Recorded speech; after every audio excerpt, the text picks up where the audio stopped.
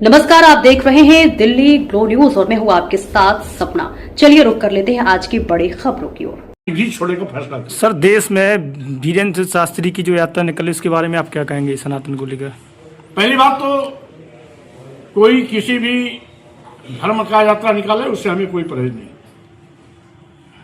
लेकिन हिंदू राष्ट्र की मांग को लेकर के अगर कोई यात्रा निकाली गई है तो ऐसे लोगों के खिलाफ राष्ट्रद्रोह, देशद्रोह के आरोप में मुकदमा दर्ज कर जेल की सलाखों में भेजना चाहिए। जब 1947 आजादी के बाद भारत संप्रभु राष्ट्र बन गया, भारत का अपना संविधान बन गया, देश बंटवारे की कोशिश क्यों? राष्ट्र जो हिंदू राष्ट्र की मांग कर रहे हैं वो देश के बंटवारे का बीज बो रहे हैं, देश को बंटवारे की ओर ले जा रहे हैं। एक बार यही मांग हिंदू महासभा ने 1919 में उठाई थी, जो 1939 में परवान चढ़ी जब वीर सावरकर उसके राष्ट्रीय अध्यक्ष बने। और वीर सावरकर 1947 के बाद उनके जो उत्तराधिकारी आए उनके ही कार्यकाल में देश आजाद हुआ और हिंदू महासभा के दबाव में उसमें इस देश का बंटवारा हुआ।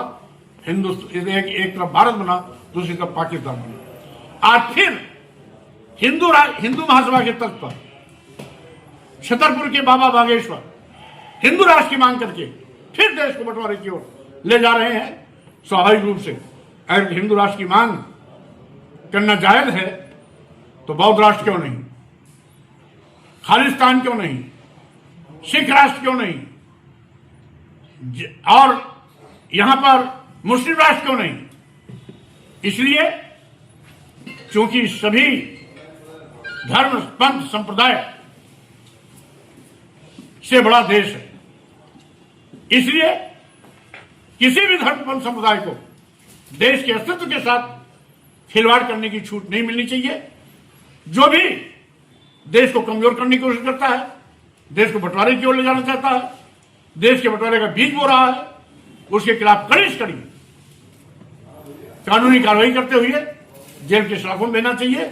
ऐसे लोगों का राष्ट्रद्रोह का मुकदमा दर्ज होना। हिंदू धर्म और हिंदू राष्ट्र को लेकर कि बागेश्वर धाम के ऊपर कार्रवाई होकर जेल के अंदर सलाखों के अंदर बंद किया जाना चाहिए।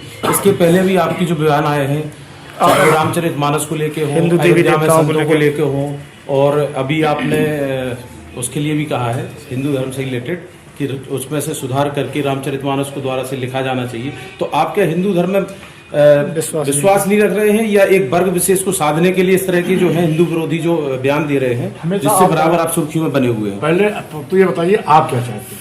मैं आपका इसमें तो मानस की बात हुई नहीं, इसमें नहीं, ये 2 साल पहले की बात हुई।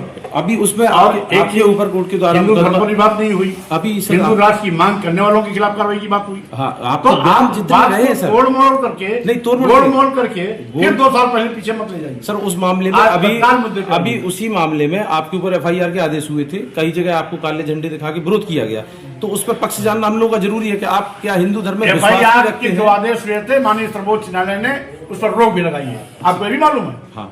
और एक चीज, दूसरी चीज, जो भी शक्तिशाली होता है लोग उसको काले झंडे दिखाते हैं, नहीं, इसलिए मैं उसको अन्यथा नहीं लेता हूँ। ये दूसरा पहलू होगा। ये लोकतंत्र का दूसरा पहलू।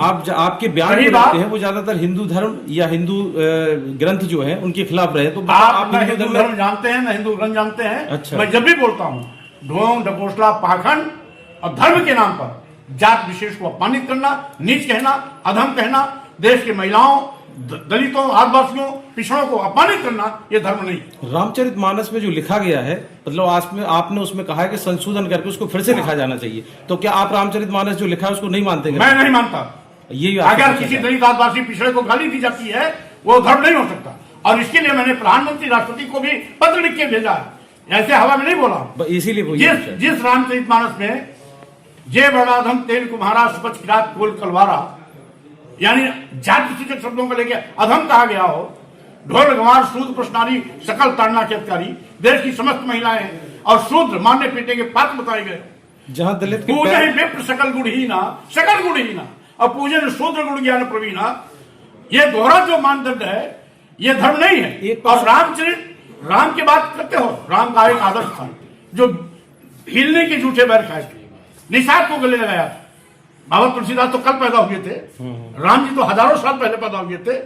तो राम के चरित्र को तुलसीदास ने तोड़ मरोड़कर अपने स्वार्थ में, अपनी सुख शांति के लिए लिखा है।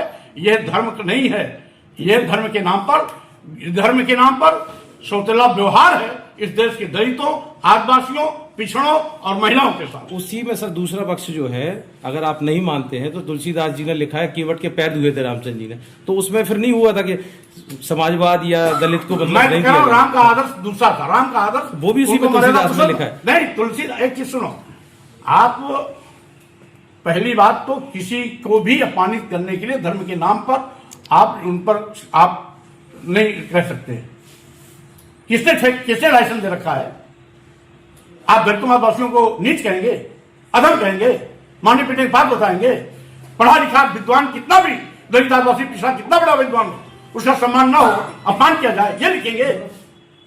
तो मैंने आपत्तिजनक टिप्पणियों, आपत्तिजनक चौपाइयों पर उंगली उठाया है, पूरी रामचरितमानस पर नहीं।